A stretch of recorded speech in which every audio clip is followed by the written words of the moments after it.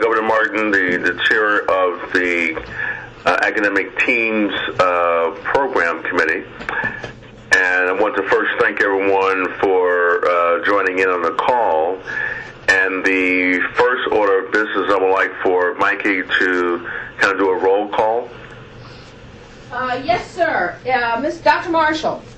Yes, good morning here, and good morning to all of you. And Mr. Temple. Yes, here. And Mr. Martin. Okay, I know a number of the university officials have kind of logged in, but Mikey, could you go through and see who all we have representing the various universities? Sure. Let me do it by university. Florida Atlantic University. This is John Pritchett, Provost, Gary Perry, Dean, and Diana Alperin, Associate Provost. Okay, and Florida State? This is Lisa Plato, Dean of the College of Nursing, and I have Jennifer Buchanan here as well. And then USF? Terry Hickey, and I believe Diane Chase is on as well. Yes. Dr. Hickey, I think you're from UCF. Oh, I'm sorry, I thought you said UC. It's okay. USF. No, I'm not from there. Welcome at USF, but good morning. This is Ralph Wilcox, Provost from USF. Good morning. This is Judy Genshaft from USF. Thank you. Any others?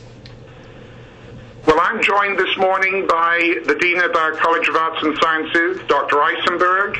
I'm also joined by our Dean of the School of Pharmacy, Dr. Kevin Sneed, and Dean of the Graduate School, Dr. Karen Liller. Also from FAU, Dr. Charles Finkel is joining us this morning to speak in favor of the PhD in Geosciences. Yeah, I'm here. Good morning. And I think I heard somebody from FIU. Yeah, Ron Berkman, the Provost from FIU, with Tanja Moore, the Associate Provost. Okay. Are there other university people who have not yet identified themselves? And Trustee Saputo from New College. Okay. How about Florida Gulf Coast? Yes, Ron Toll, Provost, and I'm here with Paul Snyder, Associate Provost. Okay. Any others? This is Gus Stavros. Good morning, Gus. Good morning. I think, Mr. Martin, you have quite a good representation on the phone call this morning. Okay, very good. And do we have anyone on the call that is not affiliated with the universities in any way, any members of the press on the call? Governor Martin, this is Chancellor Rosenberg. I'm on. Okay, very good. Before we get started, did you have any comments, Mark? I really appreciate all the time that staff has put into this and the efforts of our universities to bring the best proposals forward, and I'm looking forward to a really good discussion today. Thank you, Governor Martin. Okay, very good. We have allotted 2 hours for this call, and it may or may not take that long. Hopefully it will not. And a little bit later on, as we get into discussing the individual proposals, I will be asking for a 5-minute, no more than 5 minutes, and I will keep a clock, presentation from each one of the university representatives on the 6 programs that we'll be discussing. So I want to try to make sure that from a time perspective that we have enough time to have the information presented. So as you frame your comments, bear in mind that you'll have 5 minutes. We would like to end the call promptly at 10:30, but in the event that we conduct the business sooner, then we'll end the call appropriately. As opening comments, just like to make a few statements here, and then we'll get into the meat of the program. But as a part of the restructuring of the governing board committees, the Strategic Planning and Academic and System Oversight Committee was created to address issues related to academic programs, strategic planning, economic development, and workforce needs. The Board of Governors Chair, Sheila McDivitt, has also expressed a desire that board meetings become more board member-driven than staff-driven. And this will require that individual members become more conversant on the various issues that we will be discussing and items will be coming before the board. In response to this, the academic programs team has created to drill down into issues related to academic programs that will come before the Strategic Planning and Academic and System Oversight Committee for consideration. This will ensure that a cadre of Board of Governing members become familiar enough with the issues to present them to the full committee and also be able to lead the discussion. The Academic Teams Committee is not expected to make an up or down vote on the approval of any program or initiative, but the team might recommend that a particular proposal or issue needs additional study or strengthening before it is taken to the full committee. Today, we will be reviewing 6 proposals for new doctoral programs and 1 request for a doctoral program termination. The process for approval and termination of degree programs in the state university system has evolved over the past 7 years to the present point. Under the Board of Regents, all degree programs were approved and terminated at the state level. This process changed when the Regents was dissolved. At that time, university boards of trustees were created, and the state-level governance of the university system became the responsibility of the State Board of Education. Approval and termination of doctoral programs was retained at the state level. The approval and termination of bachelor, master's, and specialist degrees was delegated to each university board of trustees, subject to the criteria provided by the State Board of Education. Upon the creation of the Board of Governors in 2003, the State Board of Education criteria and process for approval of degree programs was adopted. In the past 3 years, the Board of Governors has approved, and there's a table that was provided to the members of the committee, and I'm sure the university has it as well. But in the past 3 years, there have been 7 PhD programs, primarily in engineering and science, that has been approved. There were 5 Doctor of Physical Therapy degrees, 5 Doctor of Nursing Practice degrees, 4 of which were approved in accordance with the resolution adopted in March of 2006 that allowed a university with a PhD program in nursing to implement a Doctor of Nursing Practice with the University Board of Trustees and the Board of Governors staff approval. And then there were 2 medical doctor programs. So in the past 3 years, we've had several programs that have been approved. In March of 2007, the Board of Governors revised its policies on new degree approval. Greater emphasis was placed on the University Board of Trustees' role in the process and the need for the University Board to implement policies that were in line with the Board of Governors' criteria and regulations. Incorporated into the new policy was further devolution of responsibility to the university boards that the new doctoral program's approval became a 2-step process whereby the university board has primary responsibility for ensuring academic quality and institutional readiness to implement the program. The Board of Governors Review will consider the sufficiency of the university proposal evaluation process, the distinctive mission of the university, the alignment, the state university strategic plan, and to the extent to which the programs will contribute to the economic development of the local community and the state. The new proposals on consideration day will be the first reviewed entirely under the new process. As we hear from the universities and discuss the merits of the new program proposals, we must also be mindful of the economic times and financial strain that is being endured by the state and its universities, and I would say also when we look at the economic conditions, we all realize the global impact of the entire financial system and all the issues that surrounding that.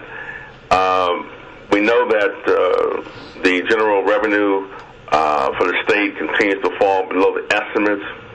The overall Florida economy is not expected to turn around probably until 2010 or 11.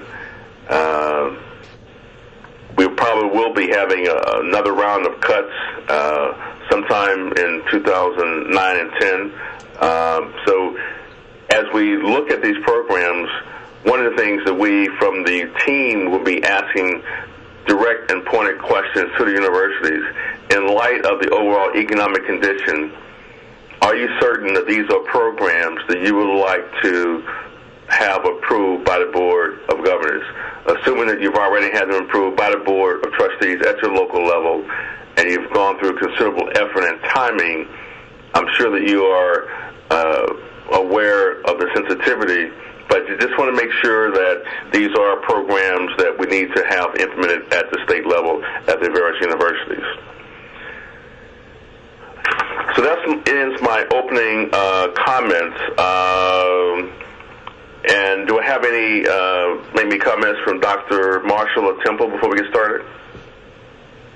I would only say this, Stan Marshall. I would only say that your last point, Chairman Martin, is critical. The literature I've read from each of the universities in defense of their programs addresses the question of resources. But at a time when resources are very short and going to become shorter still, my concern is that. I mean, I think each university has done a good job of describing their program and justifying it. But I think the matter of resources to initiate these new programs is one we must consider very seriously. Okay, very good. Governor Temple? No, I think you hit it on the head. I mean, the big picture problem I have is we've frozen admissions, we've had a cutback, and now we have, as a global thing, we have these proposals for PhD programs, and I think the overall concern I have is, I think you expressed it very well, and so did Stan, so that's my concern also. That's one of my concerns. I think the other thing is, and an overall question I'll have when we get into the University of South Florida PhD proposals is this all related to the University of South Florida wanting to be an AAU university? And I think that's a broad question for the overall board, not just individual programs. And then if that's part of this strategic plan of that university, I'd like to know what other things do they need, and what is the overall cost of that. Those are kind of big picture questions that I have. Okay, very good.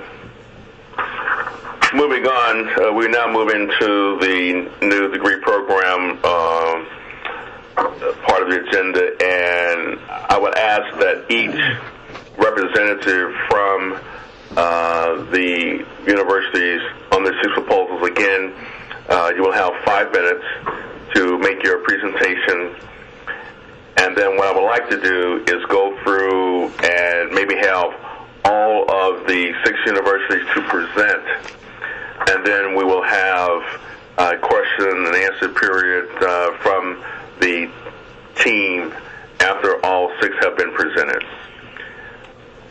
So the first proposal up will be from the university, from Florida Atlantic University, PhD program in geosciences. Okay, good morning, everybody. This is Gary Perry, Dean of Science at FAU, and I'm bringing before you this morning a proposal for a new PhD program in geosciences. This program directly and specifically addresses the concerns and requirements of the Florida Board of Governors for new PhD programs, in that it is a professionally driven and professionally oriented interdisciplinary degree program whose graduates will fill defined jobs that will directly benefit the state of Florida and its economic development. This particular program meets all of the goals set forth in both the SUS and the FAU strategic plans, namely access to and production of degrees, perhaps more importantly, meeting statewide professional and workforce needs, also importantly, building world-class academic programs and research capacity, and also meeting community needs and fulfilling unique institutional responsibilities. Implementation of this program is also consistent with the College of Sciences strategic plan to orient all of its graduate programs to doctoral programs, and the PhD in Geosciences will complete the roster of interdisciplinary doctoral programs offered by the college's academic departments. This new PhD program will be unique in that it combines the disciplines of geography and geology with cognate areas such as geoinformation sciences, field biology, anthropology, urban and regional planning, and the like. It will provide a truly interdisciplinary, highly technical program of study designed to train a new generation of geoscientists, ones trained to find solutions to environmental problems here in South Florida and beyond. The program builds on existing strengths within the college, within the department, and within the university, and indeed within the local community. For the last decade or so, we have developed areas of emphases within the college based on our strengths and based on what we believe will be important to the future of South Florida.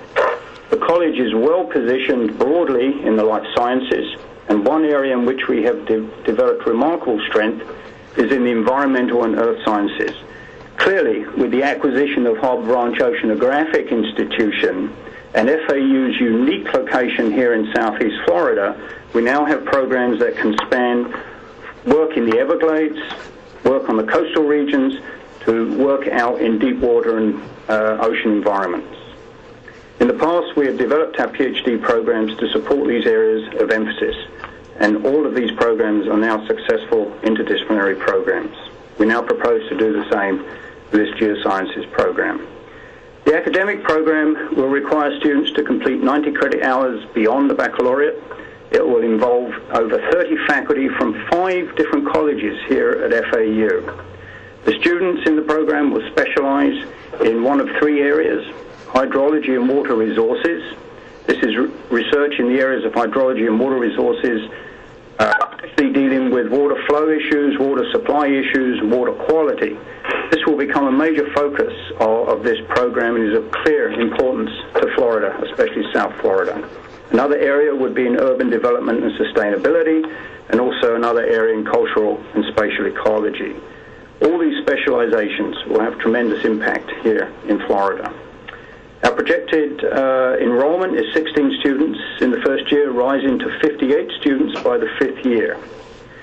A unique aspect of this program, and one which I'm sure we'll get questions on later, is that it will include not only full-time students, but is also designed in part for part-time students. This is an especially attractive feature to the local companies who seek employees with advanced training.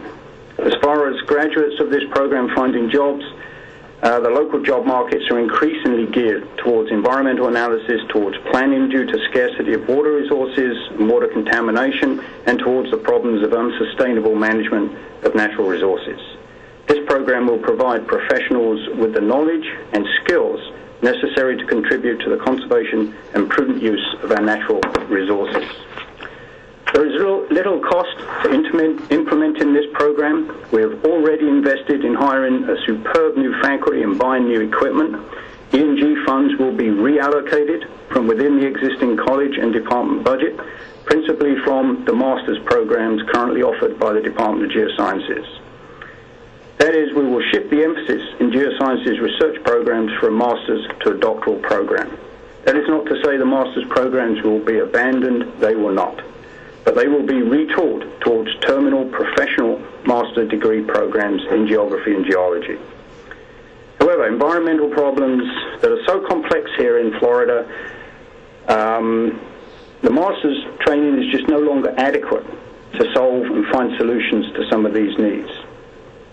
The geoscientists of the future will need to be competent researchers who use a variety of tools and design research programs to solve problems in a holistic fashion rather than using one specific approach. About 30 seconds to finish. This program was developed in concert with the professionals here in South Florida, and we have many letters of support in the proposal, and Dr. Charles Finkel is on the line for questions to support this program. In summary, then, this is a new, innovative, interdisciplinary professional PhD program in the geosciences that will marry disciplines such as GIS and applied geotechnical field-based approaches to train students in advanced field methodologies and research. They will be trained here, employed here, and will find solutions to problems here in South Florida. Thank you. Okay, very good. Now moving on to the next presenter, the Florida State University Doctor of Nursing Practice. Dr. Martin, are we going to ask questions now or later? Let's get through all six and then we'll come back and ask questions. Okay. Good morning. This is Lisa Plowfield, Dean of the College of Nursing at Florida State University. I'd like to thank you for your time and consideration of our proposal this morning. As you heard earlier, the Doctor of Nursing Practice education is not new to the state university system, as 5 of these programs already exist throughout our system. We do not have this type of program, though, in Northwest Florida. There's been a shift to the Doctor of Nursing Practice education, which has been driven by our profession and by our Nursing Education Accrediting Agency. The purpose of this proposal is to help the state's workforce need for nurses.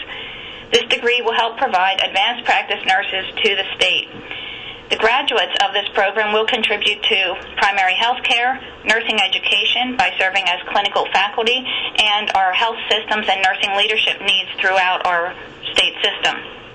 This proposal was developed in response to the healthcare needs of our community, as well as a very large outcry from our nursing alumni and our nurses throughout the region for higher quality and higher caliber advanced practice nursing programs, similar to those that have been developed across the state. We've also had numerous requests from hospital leaders, particularly chief nursing officers and public health nursing leaders, for a health systems leadership to look at leadership succession in nursing as our nurses are beginning to retire in greater numbers. We will continue to educate our master's prepared nurses for nursing faculty positions, and in addressing the resources needed for this program, we're looking at a reallocation of resources with faculty from our family nurse practitioner master's program and transitioning those resources to the Doctor of Nursing Practice family nurse practitioner program. So there's not a huge resource need, it's just a reallocation of resources. I think we're all very well aware of the nursing shortage as well as the nursing faculty shortage. This program will contribute to meeting the needs of the state for these shortages and really is quite essential to our program growth and development and the needs of Florida citizens. Again, I'd like to thank you for your time, and I'd be glad to answer any questions you have related to this proposal. Okay, very good. Thank you. And now we go to the University of South Florida PhD program in history. Governor Martin, if I could make, this is Judy Genshaft, if I could make some opening comments and then I'll return it to the specifics of history, government, sociology, and pharmacy. I just wanted to open up with the mission of the University of South Florida as a research university, which requires doctoral programs and doctoral students and postdoctoral students. We're the second most research productive university in the state, with $360 million in research contracts and grants that we receive. In history, government, and sociology, these are basic PhD programs that all research universities have in PhD programs, and we'll speak to the specifics of those. The USF Doctor of Pharmacy is critically important as well. It has a lot of economic stimulus to it. It would be the only pharmacy program in an urban setting.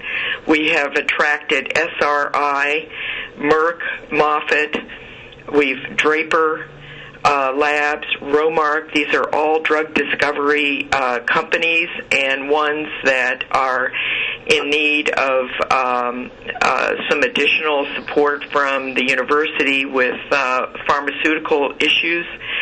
we have Publix, Sweet Bay, CVS, Walgreens, and others who are requesting more and more economic needs for our pharmacists. And our county, our city, our legislators, and all of our organizations around here are in great support of this doctor of pharmacy, which really goes along with our heavy emphasis on medical, nursing, physical therapy, and public health. So it really is all aligned. In terms of the economics of this, no matter what the scenario is, we have to still move forward. And we're not asking for any resources for any of our programs. We already have the faculty in history, government, and sociology. As a matter of fact, if we don't have the doctoral programs, we're going to lose these faculty because they're going to move to other places. It's more of faculty retention. In terms of the doctor of pharmacy, we've already raised $1 million. This is just the beginning. This is eligible for a match someday. We hope that the state will get back to a resource base where we can fulfill these matches. But we have other pledges out that are going to support the PharmD program, and it wouldn't be coming into any request for at least 4 or 5 years. So we're really, really hopeful that the group will look favorably upon this, and I'll turn this over to Ralph Wilcox, who is our provost, and he'll finish the discussion. Thank you. Well, good morning, and thank you for your time in considering our PhD proposals. Given the nature of these proposals, I would like to offer some remarks that relate to the linked nature of the 3 PhD programs, inasmuch as they are characterized by interdisciplinary, innovative, and distinctive features. Such programs are to be found nowhere else in the world. They're unique and grounded in the university's strategic focus on sustainable, healthy communities in a globalizing world. These proposals, as you have heard from the President, have the unconditional support from our Board of Trustees, the President, myself, and the colleges. We've been working in developing these proposals for some years. The government proposal began in 1993, history in 2001, and sociology in 2003.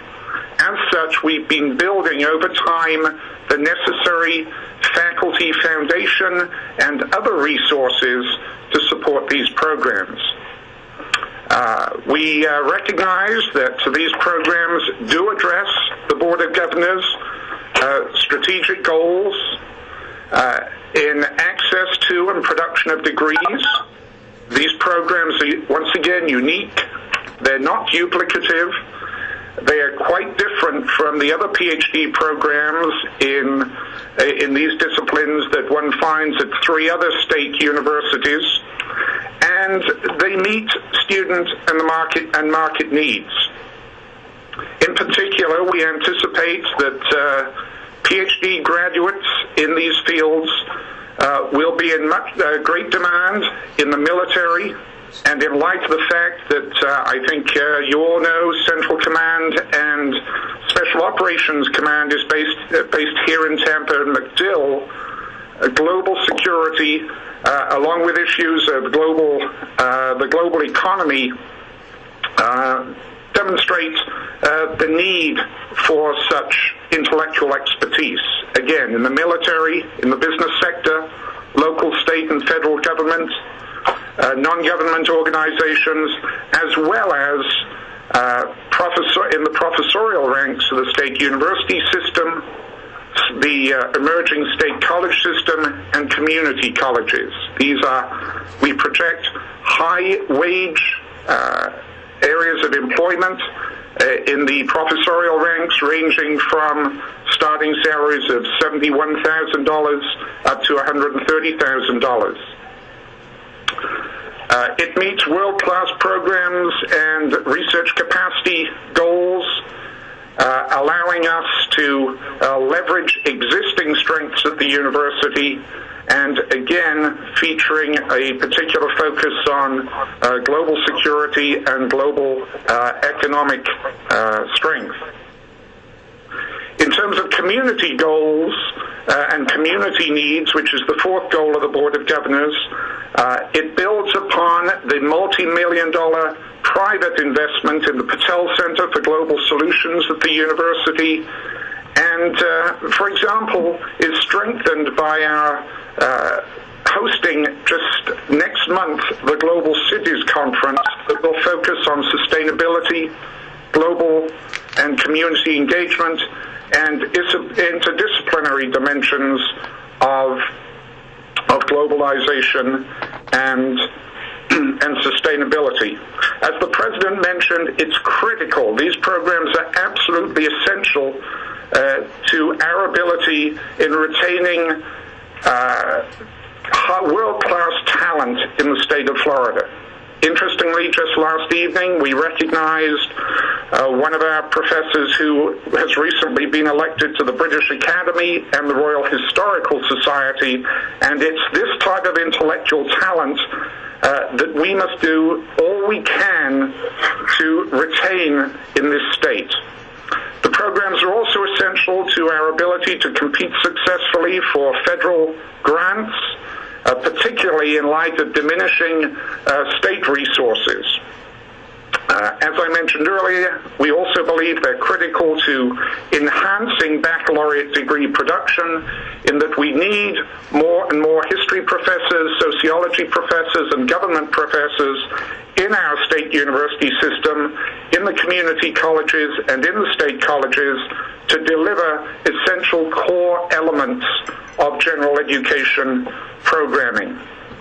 The state of Florida is the lowest producer in PhDs in these three areas when compared to the other large states in this country, as well as to our national peers.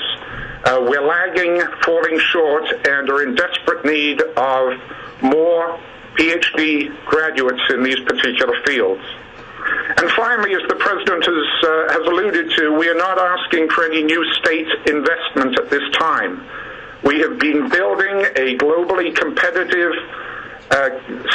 faculty cohort at this university for some time. Even since we initially submitted these proposals a year ago, we have hired faculty in these disciplines.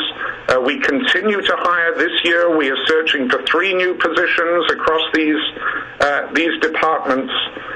We have been building and investing in our library resources, and we will supplement that state investment with significant private dollars to support student fellowships and professorships across the university. I'll be happy to address any questions that you may have. Did you want to move on pharmacy? Yes, please.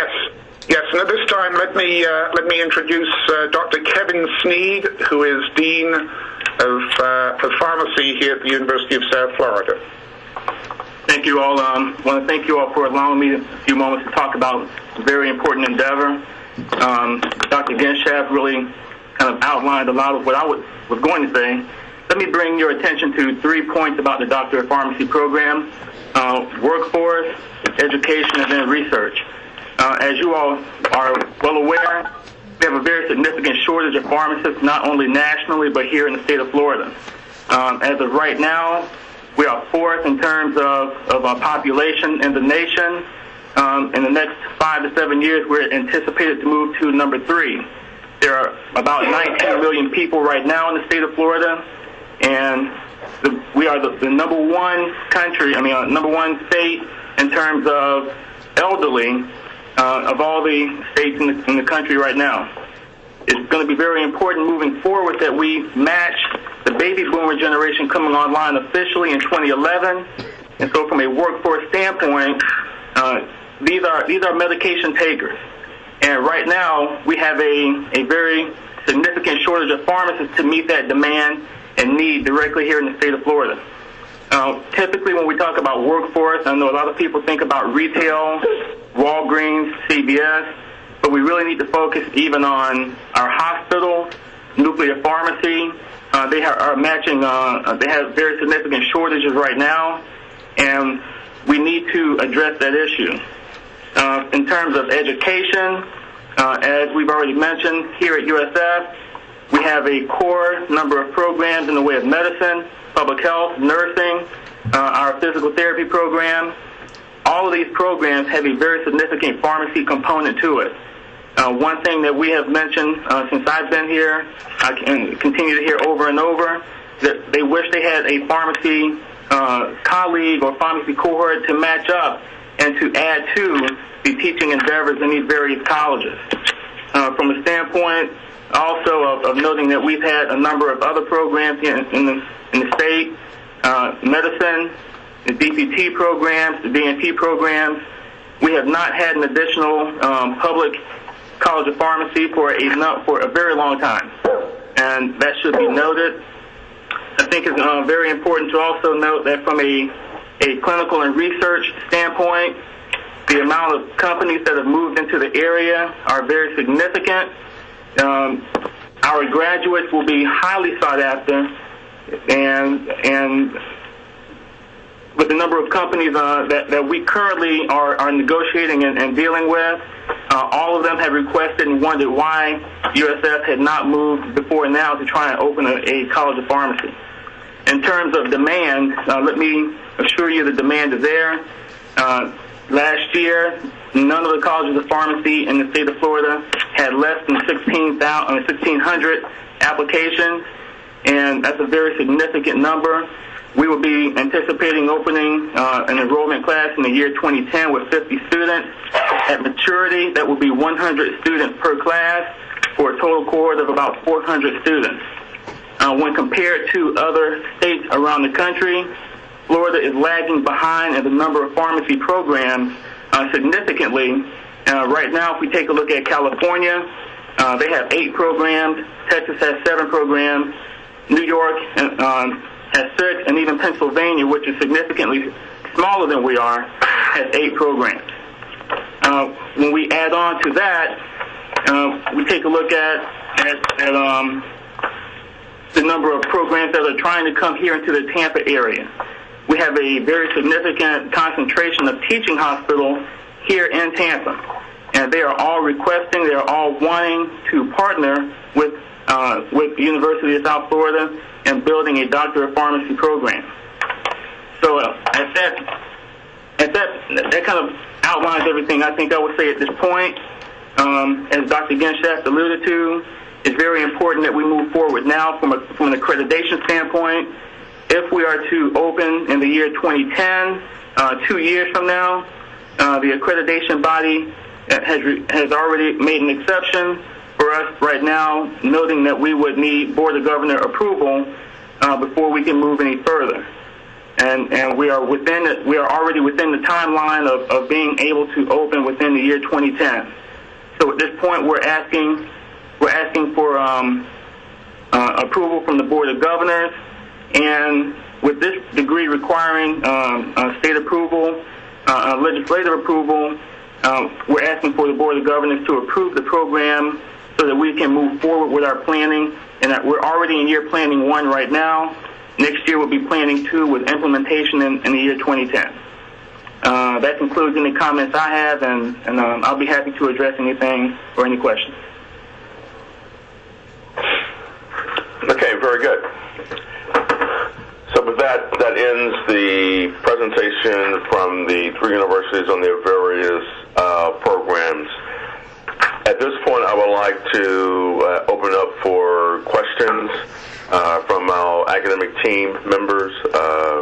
The Governor Temple. Yes. FAU. I know this is a unique degree proposal for the state of Florida. Is that correct? It is indeed, yes.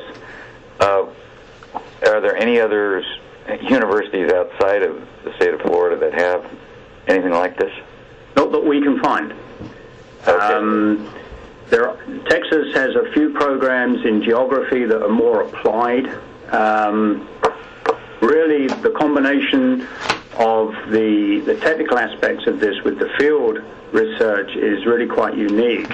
The curriculum we've developed is unique. Much of it is very tailored to the problems, environmental problems that we have here in South Florida. But as far as we can see, our searches throughout the United States, I won't quite go as far as to say the world, but certainly the United States, this would be a unique program. And Dr. Jerry Ingalls, who was the primary reviewer of this program, who was chair of geography at UNC in Charlotte, believes that once this program is approved and becomes well known, that we will have a deluge of applicants from outside of Florida for this program, given its uniqueness. Second question.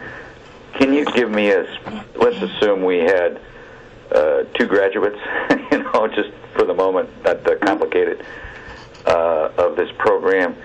Can you give me an example of a job or who would hire, let's take the state of Florida first. Give me an example of who would hire that. Maybe I'd like to. And then out of the state of Florida, give me an example of who else might hire that graduate. Dr. Finkel, are you still on the line? Yeah, Charlie Finkel here. Temple, I'd like to defer that to a professional in the field. I think you answer that far better than I can at this point. Dr. Finkel? Okay, Charlie Finkel here. I'm with Coastal Planning and Engineering in Boca Raton. We're the largest beach renourishment corporation in the world. We deal with Florida DEP a lot, and DEP would be a typical place to hire these kinds of people. Right now they have several PhDs on board, and we anticipate that they'll be having more PhDs on board because of the problems are so complicated and integrated that the master's level just doesn't have the background or the breadth to deal with the problems. Also in private industry, in our firm, we have several people right now that, if this program goes forward, that will be moving right on into the program from the master's degree. Industry also requires greater breadth and depth of knowledge in order to handle these complicated problems. So companies like ours, of which there are several in Florida, dealing with all kinds of environmental problems in the coastal zone, water-related, erosion-related, pollution-related, and so on, shore protection, and so on. So the market is there. But what about outside of Florida? I mean, we work all the way up and down the East Coast and the Gulf Coast to the United States. We don't do the West Coast. But there's also other companies all along the East Coast and Gulf Coast where there would be a market for this type of person. All right. Let me go, I guess, to the University of South Florida. First of all, on the PhD in pharmacy, we have a pharmacy school at FAMU, right? And we have a pharmacy school at the University of Florida. So you're not just creating a PhD program here. You're really creating a whole. Your proposal is to create a whole school of pharmacy. Is that right? Let me be very clear. The Doctor of Pharmacy program is a clinical degree and is not a PhD program. Yes, we are proposing to create an entirely new Doctor of Pharmacy program, yes. But are you proposing to create a whole new school of pharmacy? Over time, yes. Yes, over time, yes. Well, my suggestion is that when this comes to the Strategic Planning Committee and the Board of Governors, I think you ought to lay out the whole program and what it costs, because you were basically, excuse me, on getting pregnant, I guess, on a school of pharmacy, and I would like to see what that school is going to cost. I mean, facilities, faculty, what kinds of programs, and do we need a new school of pharmacy in the state of Florida? Well, the College of Pharmacy. This is Judy Genshaft. The College of Pharmacy is part of the whole medical complex. So when we have professors that teach in various aspects of our medical field, they would come together and teaching in this area too. We'll be happy to delineate the program. we're not looking for facilities, and we're not looking for right now. We're not looking for any money at all because there's so much need that we're raising a lot of private money for this. Governor Temple, this is Ralph Wilcox. I might add some clarity perhaps by offering a parallel, and that is our School of Physical Therapy, which delivers the DPT, a professional degree, and is housed in our College of Medicine. So we anticipate following the same evolutionary path as we did with physical therapy. We're not we're not looking to create a freestanding college at this moment in time, but rather house it and build upon the existing strengths in our College of Medicine. All right. Well, if this is the start of what will eventually be a proposal for a whole new pharmacy school, I'm confused here. If that's what it is, I would suggest that when we take the next step in this process, that you lay out the whole program and what the ultimate cost of it is. On your PhD programs in history and sociology, etc., is this part of a? I mentioned this at the beginning. If this is part of a whole comprehensive program to become an AAU university, what other things are we going to see down the road?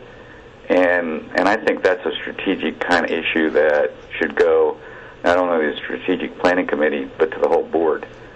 So we already have these PhD programs at other universities. I know, so that's one of my questions. If it's part of an AAU strategic plan of University of South Florida, then I think we ought to discuss that strategic issue and what that's going to cost and what the time frame is on that, and what other programs are we likely to see. So that's one question. Second question is, you have talked about these degrees being, we have these degrees at other universities. I would like some example, but you say yours are going to be unique.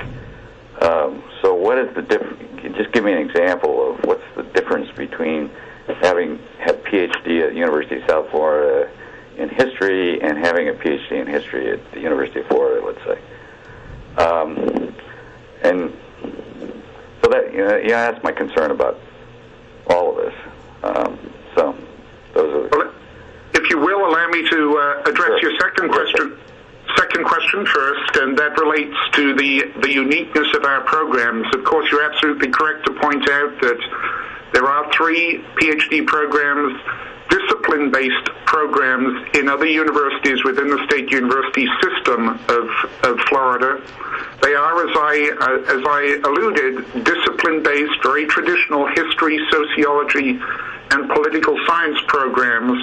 The uniqueness of this program is that they are linked, that students across the programs do meet together in the first instance and upon graduation, sharing interdisciplinary knowledge, skills, competencies relating to the thrusts of globalization and sustainable, healthy communities. As we've looked around the country and looked around the world, we've identified only 8 PhDs that focus on globalization, several in Europe, 1 or 2 in the United States, none in Florida. So they provide the students with a base knowledge that is quite different than that which would be provided in a discipline-based academic environment. Well, I'm sorry. Go ahead. I'm sorry. Well, hence the interest by the U.S.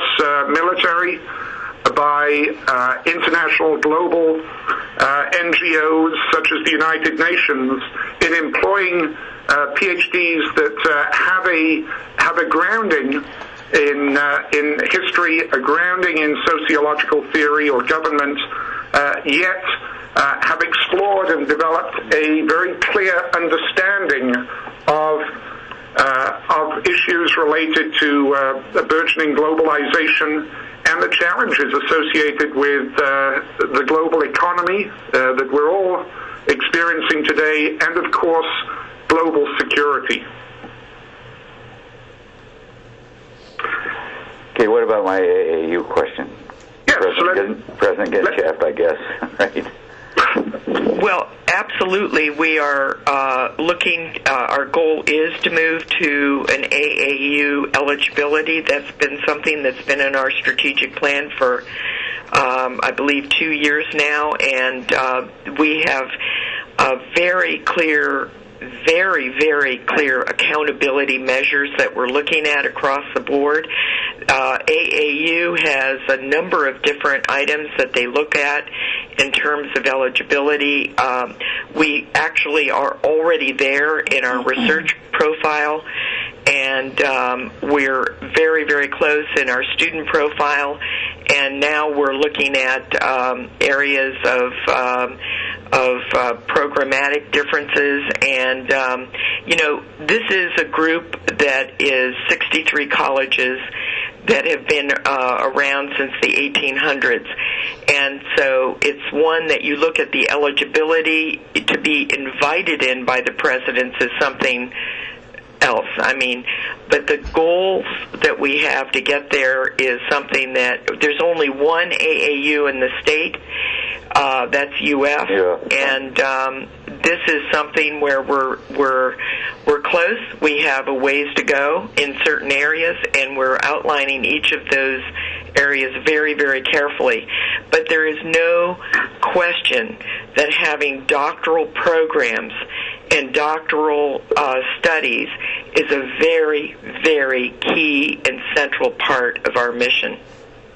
Well, my suggestion is, and for my edification as this process continues, I would like to understand that better, President Shift, and I would like to know what you're lacking, and I'd like some number, as a business guy, I'd like some number to say, if we approve these programs, what else is coming down the line at us, and what is it going to cost, and how's that going to affect our allocation of resources? Absolutely. I'd be happy to supply that. With the programs that we've put forward, we're not asking for any resources whatsoever. We're not even looking at the pharmacy program beginning until 2010, 2011. We've already raised $1 million. We're going to that's eligible for a match, and this is just the beginning of raising money. We know that there are proposals out, and we're pretty confident of the number of interests that we have from Publix and Sweet Bay as well, and also from our hospitals. We are in a 7-county area that is about 4 million people. The urban nature of our university really is very different, and I know that the people that graduate from these programs will stay in the state of Florida. We right now have almost 75% of the graduates that graduate from USF stay in the state of Florida, and about 50% stay in the Tampa Bay area. Temple, if I might just add one or two comments to those that the President has made. I think, as you recognize and other members of the Board of Governors recognize, there are only 3 public universities in the state that are classified in the highest tier of research universities nationally by the Carnegie Foundation. It's rare to find a top-tier university that doesn't have PhD programs in the core disciplines of history, government, and sociology. Because we're the youngest of those 3 institutions by about 100 years, and those other the other 2 universities have twice the number of PhD programs as the University of South Florida, I do think it's reasonable to expect that USF will need to continue to judiciously develop and implement new PhD programs if we're to fulfill our mission to the state of Florida. Mr. Chairman Martin, this is Stan Marshall. I wonder if I could come in on that, please, rather than waiting my turn. I think we might be more efficient if we could address these questions by program. May I come in? That's fine with me. I think this last point is a very good one that we all need to consider. In order to be a complete university, and the University of South Florida is surely one of those, I think there are certain programs they need to have, even if these are duplicative of, or seem to be, of programs at other state universities. And I think I'm coming in with Judy on this, that in order to have a well-rounded doctoral graduate degree granting university, there are certain things they need to do, and this, I think, is one of them. They make the point. They're making the point that it has a strong focus on globalization, and I think that's very important. But I think their justification for having a doctoral program in history, government, and sociology pretty much stands on its own face. Thank you. President Genshap, in your quest to become part of the AAU, as Governor Temple identified, are there any other areas, or where are you in that process? Do you have something that you could share with us that would give us a snapshot, the global picture of what it takes to get in and how close you are to meeting those goals? Yes, I can give you all that information. Again, you have to be invited in by the president, so we always say the eligibility, just to be considered. We can give you exact measures and where we are on those measures, and we've got everything outlined in our strategic plan very, very specifically. So we'd be happy to supply you with those. I don't think it's possible to do it on the phone at this moment. No. Yeah, but in a separate, if you can send us a document that way we can have a chance to look at it, I think that would be great. Absolutely. Okay, very good. And that's, Dr. Martin, that's what I'm asking for. Absolutely. I want to understand the big picture and the, what it's going to take to do that, and that's a discussion I think we have at strategic planning and at the whole board as to whether this is an investment we want to make. The last question, Dr. Martin, is I think when we get in the strategic planning meeting, we got to review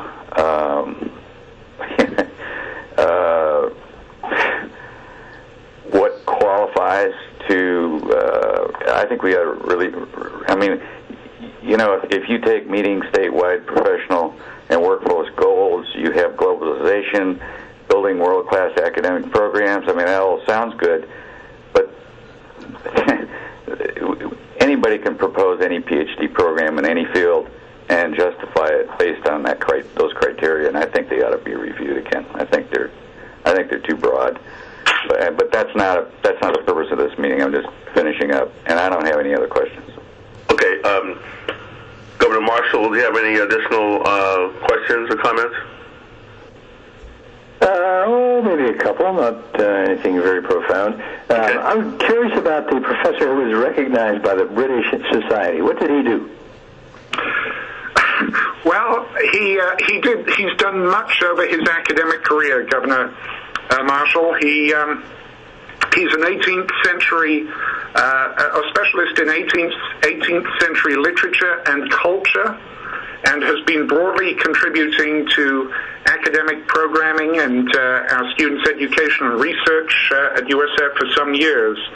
As you know, the British Academy is a parallel with the National Academies of Science in the United States, and it's something that we're very, very proud to call to have Dr. Rogers as a member of our faculty. He was elected and one of only 308 living members of the British Academy, elected on the strength of the breadth of his scholarly contributions. And I think this is exactly the kind of talent that we in the state of Florida must do all we can to retain. So as we discuss the our concerns about the brain drain, we must, I think, look very, very carefully at our ability not only to recruit faculty and intellectual talent to this state, but to do all we can to retain it once it's here. And quite frankly, as provost of this university, I continue to be deeply concerned about the loss of our superstar faculty and students out of state. Does that help you? Governor Marshall? Yes, it does. The point is well made. Let me go back to the pharmacy doctorate. You talked about community goals. In another context, I have been made keenly aware of the shortage of operating pharmacists. I'm talking about people in white coats behind the counter. And I'm hopeful that your program, your doctoral program, would somehow result in the short term in an increase in operating pharmacists. Will it do that? No, that's exactly the goal that we anticipate the program would achieve. We're already in communication with Walgreens, Walmart, Sweet Bay, Publix, and they're all looking forward to filling their stores. And I had a meeting 2 weeks ago with a pretty high executive from Walmart. He gave me a very sobering report. If they accepted all of our graduates every year, they would not be able to meet their demand that they anticipate over the next 7 years. And you hear that over and over, not only from Walmart. Walgreens told me if they hired every graduate in the country this year, they would not be able to meet their national demand. So you're exactly right. That's exactly what we anticipate doing. Also, again, with the hospitals and other areas. And let me bring up one other point about our program. This program really is about access also. We do have a number of private programs in the state. All of them are approaching $30,000 in tuition per year, and that really makes it very hard for some individuals to be able to achieve their goal of entering the pharmacy profession. We think that we're going to offer a very dynamic program at a much better rate, and that will be much more interdisciplinary than any of the private programs. We also, and this is an entry-level doctor of pharmacy program. Make sure that we understand that. There are no more bachelor programs available that can be accredited here nationally. So yeah, we do anticipate that we will be graduating people to meet that demand. So one thing you haven't mentioned is starting salaries. And if I were Dean Dr. Sneed, I think I would be looking for a way to mention that to undergraduates. The starting salaries for operating pharmacists are very attractive these days, aren't they? But we have a very active pre-professional group here, and I don't have to tell them; they tell me all the time. And yeah, you're exactly right. Our first graduating class of 50 people, that will be salary in the amount of about $5 million, in excess of $100,000 per person graduating. And it doesn't take very long to talk about a high wage earning profession. So moving forward, that number would only continue to grow, and it's exactly what the state of Florida needs right now. Marshall, if I might just add and reiterate something that Dr. Sneed alluded to, and that is the obligation of the state university system to provide access to residents of the state of Florida. We do have an awful lot of pre-pharmacy students at the University of South Florida, and we're hearing more and more from them of intent to move out of state because two public pharmacy programs provide insufficient access, and frankly, at 3 times the state tuition, the private pharmacy schools don't provide a realistic option to those students. And again, I think it would be immensely unfortunate to drive these young men and women out of state due to limited affordable access. Very important point. We need them in Florida. One other question. You mentioned nuclear pharmacy. What is that? nuclear pharmacy, for example, if an individual goes into a hospital for a test that requires dye to be injected into their body for that diagnostic exam, that medication is actually prepared by pharmacists. It's not prepared by anybody else. And it's a very specialized type of pharmacy practice, and we have relationships right now with nuclear pharmacy groups here in the area that we would have clinical rotations and further partnerships with to meet their demand and their needs. As the hospitals grow, and again, if we have more people entering diagnostic testing moving forward after 2011, that part will continue to grow as well. Good. Glad to hear that. Martin, I think I have no other questions for the University of South Florida people. Do you want me now to go into questions and comments about the other programs, or what's the agenda? Yes, go ahead. Okay, question for the Dean of Nursing at FSU. You mentioned that you're going to have the reallocation of resources as a way to control costs. Can you expand on that a little bit? Yes, I can. We currently have a family nurse practitioner program at the master's level, and nationally all master's nurse practitioner programs, advanced practice nursing programs, are moving to the doctor of nursing practice level. And by 2015, everyone is supposed to be offering advanced practice degrees at the clinical doctorate level, such as the DNP. And so with the MSN we currently have for family nurse practitioner, those faculty will begin to teach the doctor of nursing practice as we transition the programs. So the resource allocation is from what we're currently doing with family nurse practitioners. With the funds we currently use will stay in the family nurse practitioner program. Okay. And then let's see. Let me go back to Dean Perry at FAU for a minute. Well, one question has to do with drawing on the local community. You said you made a point of saying that you're drawing on the resources of the local community for this doctoral program. Can you expand on that a little bit? Yes, Governor. We have, as I said, Dr. Charles Finkel is on the line, and Dr. Finkel and other geoscience professionals in the community here that work for private companies participate in this graduate program, in this PhD program, by serving on PhD dissertation committees. Maybe Dr. Finkel is actually now appointed as research professor within the Department of Geosciences, so he'll be able to directly contribute to the training of PhD students.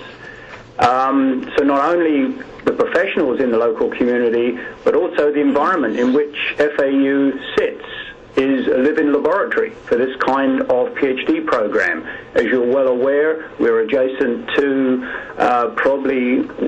what is the largest environmental restoration project currently undertaken by the planet, and that is the Everglades Restoration Project.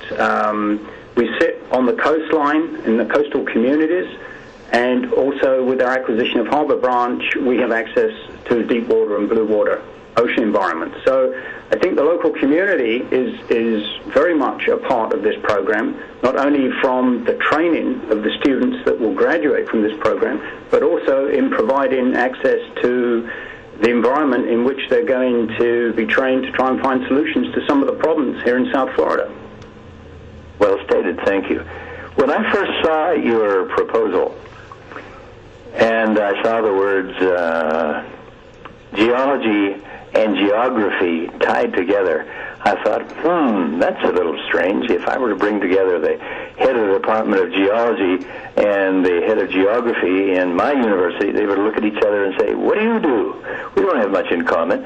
So I know this is a sort of an obtuse question, but can you address that a little bit? Where's the tie between geology, which is clearly a hard science, and geography that in many contexts would be considered more related to the social sciences?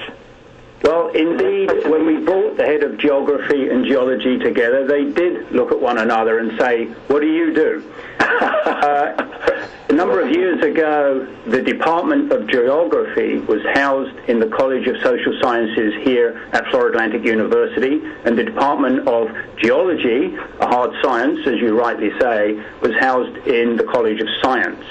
The administration, it's probably about a decade ago, dissolved the College of Social Sciences and forced the marriage of geography and geology under the then Dean of Science.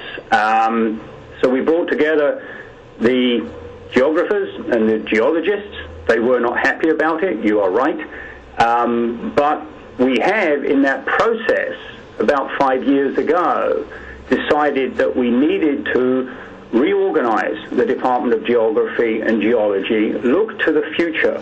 Who are the future geoscientists? And indeed, in 2004, we started a process to plan this program, this PhD program, and we changed the name of the Department of Geography and Geology to the Department of Geosciences. Initially, there was an enormous effort and focus made on reorganizing the undergraduate program with the view to ultimately developing the doctoral program in geoscience. So indeed, we now have a happy marriage and a happy bunch of faculty in the new Department of Geosciences. Again, well stated. Mr. Chairman, I have no other questions, but I would like to make the observation that I think these universities have done, all of them, a very good job in making the cases for their degree programs. The stuff I've received is not only voluminous, it's been well put together, and I think they have really been good communicators in letting us know what they want to achieve. These presentations this morning, I think, have augmented it with what we've received on paper. My problem with what we received on paper was getting my back muscles in shape to lift all of it. The volume we've received. But seriously, I think these universities are to be commended. That doesn't necessarily mean that everything will be approved as they've asked for it, for there are questions of, resources and other things. But I think their presentations have been first rate.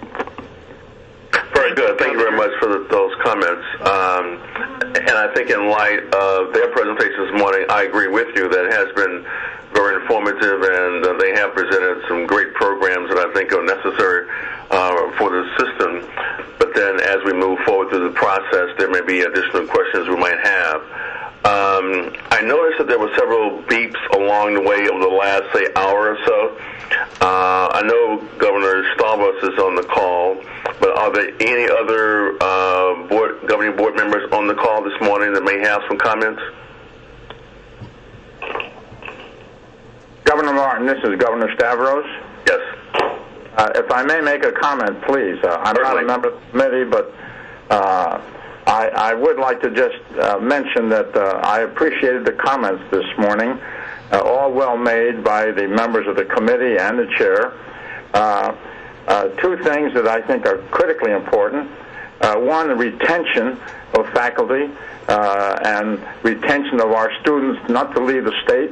I think that is so important. I took sociology 60 years ago at Columbia, and the professor was so important they didn't call it sociology. They called it after the Professor Casey. It was called Caseyology. That's how important the professors are and the faculty. And I think to retain those professors because of doctoral programs, I think is very critical. I think also, as you mentioned, Governor Martin, funding, I'm happy to hear that since there's no funding available, that there's no funding required. I think that shows that the universities have prepared for this and really would like these programs and are ready to move ahead without funding.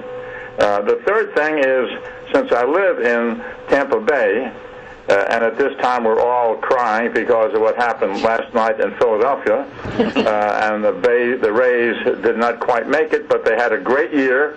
I will tell you that I stand in line at the pharmacies at Walgreens and at CVS because of the lack of pharmacists. I think that's also critical to understand the need for pharmacists, and that we do need the program, and I'm happy that it was presented this way. So those are my comments, Governor Martin. very good. Thank you. I have a couple of questions for the pharmacy program. Is there a residency requirement as a part of the educational requirements? You mean postgraduate, sir? Yes. No, it's not. It's not a requirement.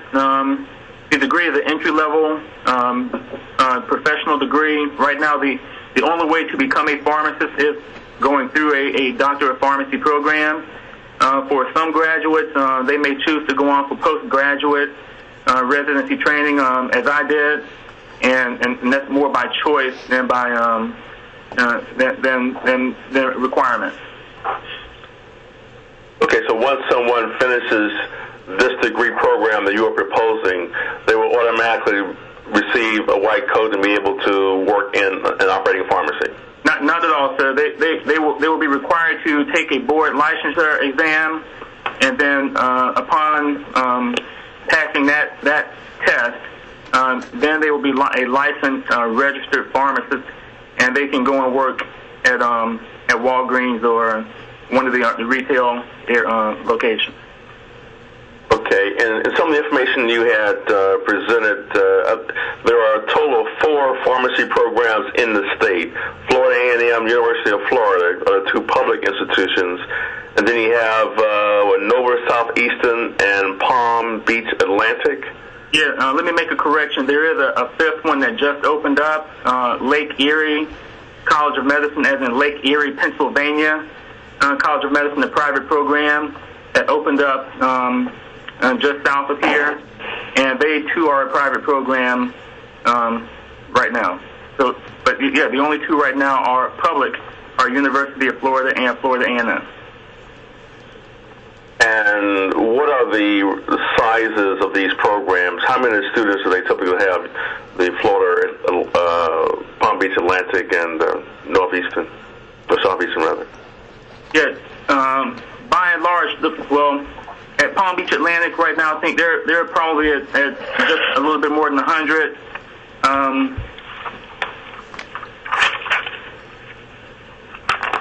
Just a moment. Let me get the exact numbers for you.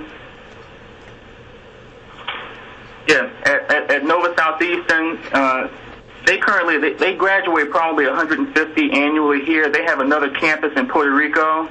That doesn't really apply here. So, and University of Florida, they have about 300 students per year, and Florida A&M currently is graduating probably about 125 a year, although they're approved for up to 150. Okay.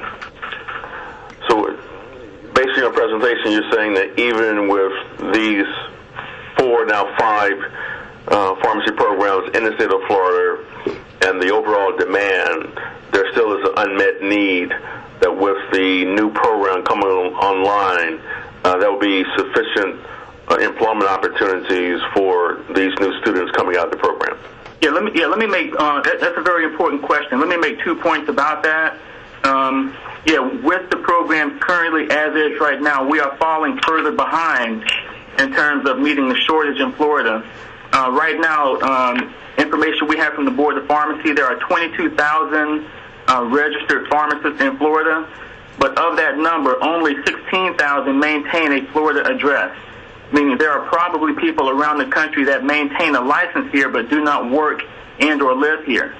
And of that remaining number of 16,000, we anticipate that by 2015, somewhere between 2,500 and 4,000 of those individuals will be approaching retirement. So moving forward, even with what we have, there's a very significant shortage of pharmacist practitioners in Florida.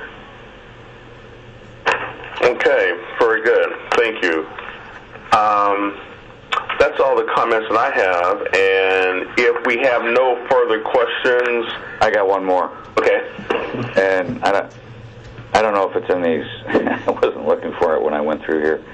But I would like to know on all of these programs what the tuition is going to be, and then how does that compare with the other schools in the state, both private and public, and how does that compare with national averages? Well, let me start, Governor Temple, from the University of South Florida, and certainly in the PhD. Let me ask you, is that in here? Did I just miss it, or if it's not, I'd just like to know that for the next step here. Is that something, Governor Temple, that we can ask them to put together for us and send it to us? Yeah, sure. Okay. Because we have about a little under 40 minutes left for this call. But we'll take that down and ask staff to get with the universities and provide that information to the team. I know we did this when we looked at the two new medical schools, and as I kind of looked through this, I think that's another piece of information we should have. Certainly. Okay, and I would say that even when the call ends, if there may be additional questions that either of you may have, Governor Temple or Marshall, if you can let staff know so they can communicate that to the university and get that information back to us, I think it would be very, very helpful as we continue our deliberation. Okay. Moving on to the next agenda item. I know FIU has been patiently waiting on the call.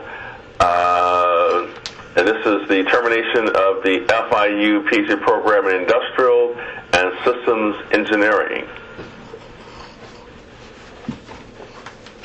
Yes, sir, Governor Martin. Would you like me to speak to it? Certainly. Quickly. Hey, Dr. Martin, I thought we already approved that. But go ahead. Go ahead, Ron. Maybe we didn't do it formally. I don't know. In any event, I'll be very, very brief. You all received the materials that describe the program termination process at Florida International University. It is a process and a document that was adopted by the FIU Board of Trustees a little more than a year ago, actually prior to the first significant budget cuts. The elimination of the doctoral program in Industrial and Systems Engineering was part of a much more comprehensive restructuring effort that the university undertook last year and is part of a 3-year plan that the university has put together, both with the anticipation of the cuts that we've experienced this year, the expectation of cuts next year, and probably in year 3 at best the expectation that we will at least level off. In that process, we eliminated 24 degree programs, 24 BA, BS, MA, and MS programs. All of them went through the process that was described in the documentation. All of them were basically indexed by the criteria that we've listed here, which is relationship to mission, relationship to strategic objectives, student FTE versus faculty FTE, expenses versus state appropriations, and you have them in front of you. I won't go through all of them, but there are 13 criteria. When the deans submitted their plans for meeting the budget reductions, we asked them to submit them within the context of this paradigm and this criteria. We looked at all of the PhD programs in engineering, and the dean did a very, very capable job of looking at all of the factors in the PhD programs, and made the decision, which had interestingly also been the recommendation of 2 consultants that we had brought, or that I had brought when I first became provost, to look at the direction of the School of Engineering, that if there was a PhD program that we needed to eliminate, that Industrial and Systems Engineering was the one that was the weakest link in the chain. So it is never a pleasant thing to do. It's a very difficult thing to do. We have pledged, and I think that we've done a very, very good job, and actually ABET, which is the accrediting agency for the schools of engineering, left yesterday, and one of the strengths that they reported in their exit interview was the diligence and the care that the School of Engineering has given to put together program plans to allow all of the students in all of the programs in engineering that have been closed to complete their degrees. So I think that we remain faithful to our commitment that we will provide the resources for all the students to finish their degrees, and our expectation is that the vast bulk of the students will finish before the end of our 3-year budget plan. I'd be happy to answer any questions concerning the termination. Okay, Governor Marshall or Governor Temple, any questions on?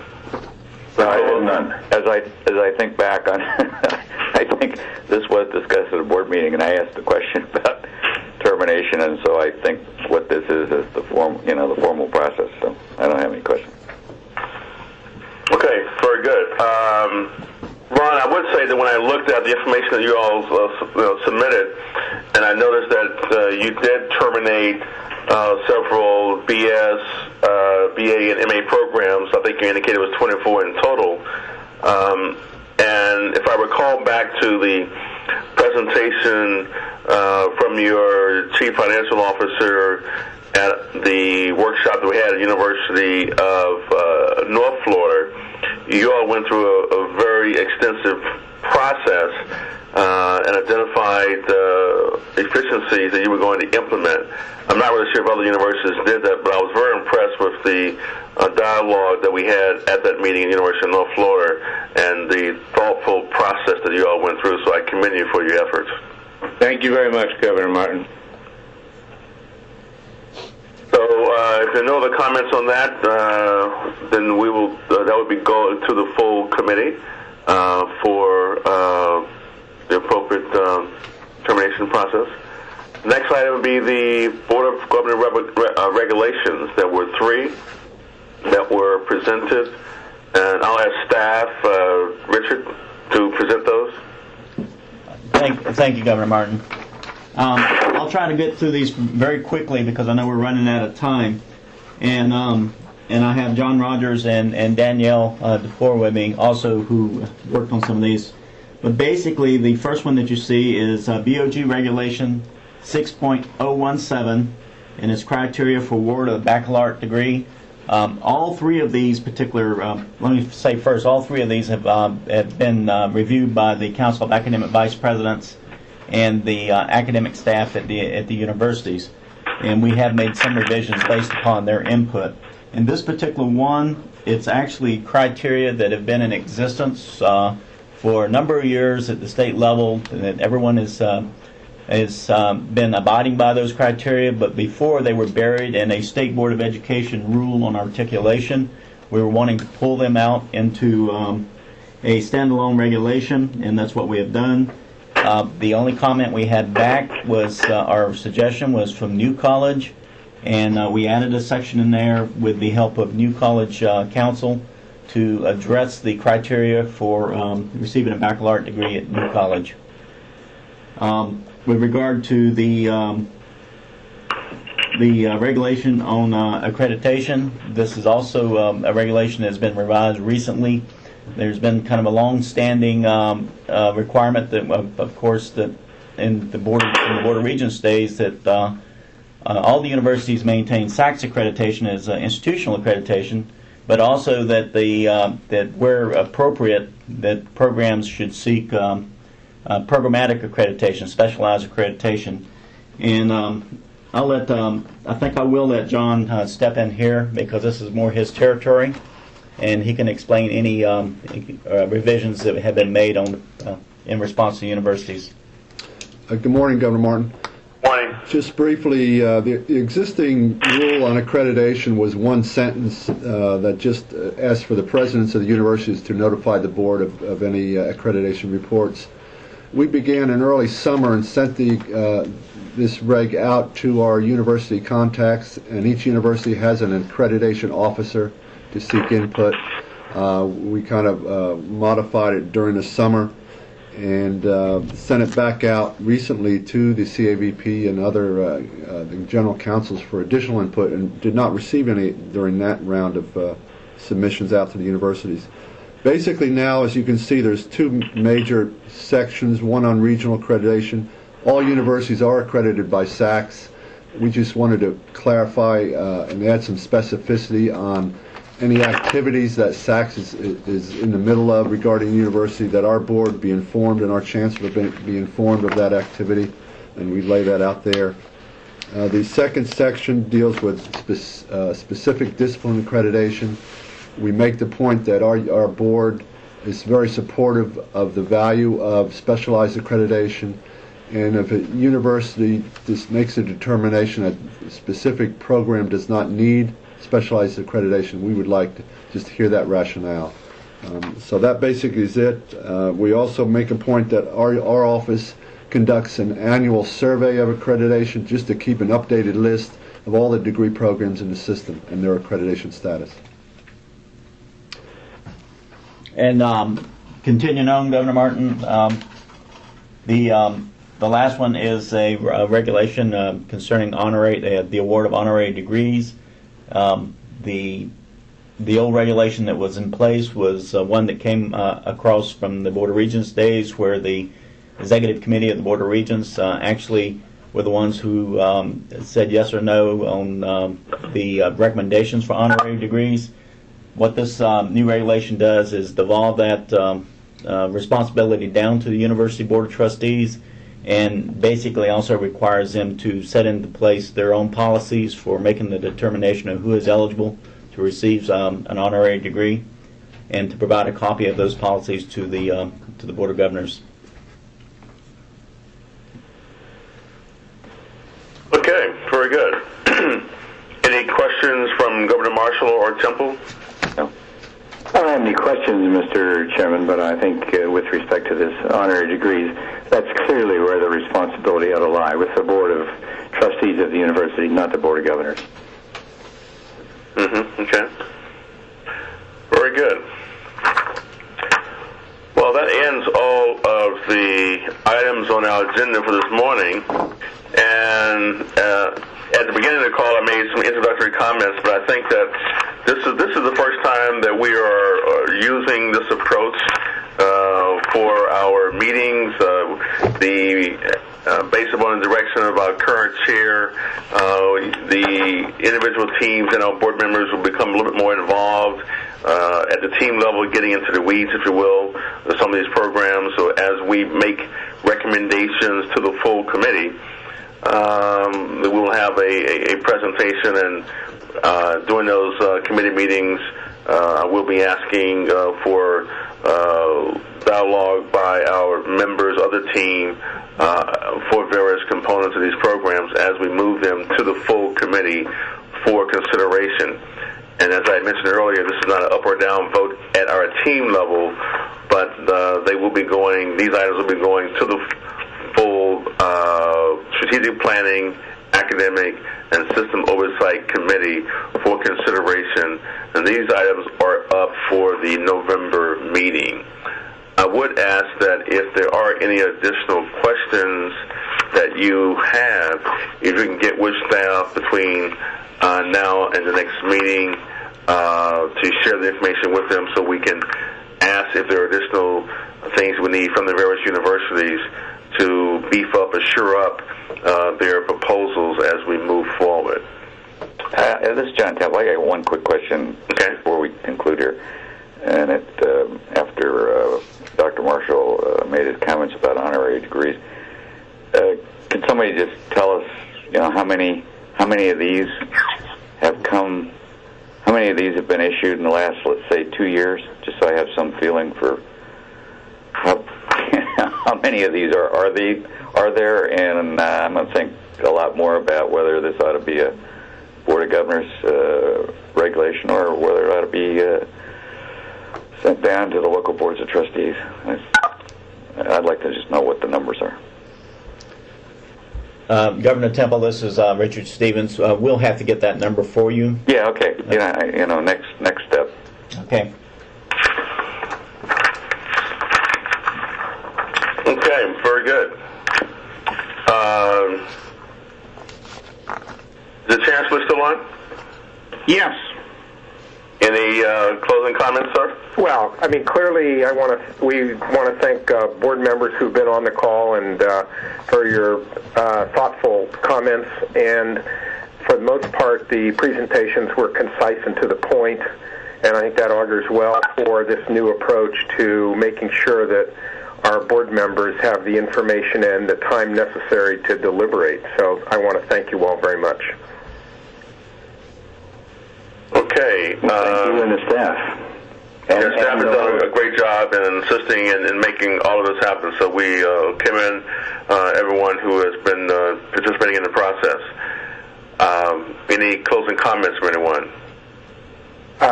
Governor Martin, this is Governor Stavros. I want to commend your committee, and it's been an outstanding presentation this morning. I'm glad I was part of it, even though I'm not on your committee. I just want you to know the importance, in my opinion, of the academic programs that these universities want. We have great universities. They can be greater depending on the academic programs that they want to be involved in, that they're prepared for. So thank you for allowing me to be in on this conversation. Thank you, Governor Martin. You're welcome anytime to join us. And with that, it is now 7:08 my time. Good morning. Since I'm on the West Coast today. So it's been a great meeting, and I really appreciate everybody joining in. And we'll look forward to ongoing participation. And I'll get with staff, and we'll move these forward to the full committee. Thank you, Governor, and thank you all for the consideration. I really appreciate it. This is Judy Genshaft, and I look forward to providing any additional information. Very good. With that, the call is now ending, and everybody have a great remainder of the week. Thank you. Bye.